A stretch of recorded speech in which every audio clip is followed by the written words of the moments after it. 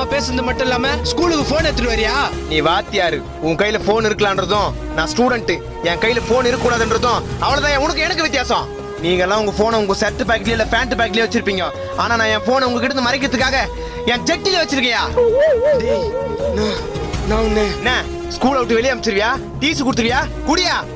மளிகை கடைக்கு வேலைக்கு போனா மாசம் 5000 கொடுப்பான். பெட்ரோல் பங்குக்கு வேலைக்கு போனா மாசம் 10,000 கொடுப்பான்.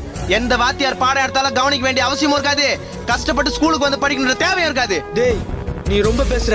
இது என்னோட கண்ட்ரோல்ல இருக்க ஸ்கூல். ஏய், இது வேணா உன்னோட கண்ட்ரோல்ல இருக்கிற ஸ்கூலா இருக்கலாம். ஆனா நான் என்னைக்குமே அவுட் ஆஃப் கண்ட்ரோல் தான்.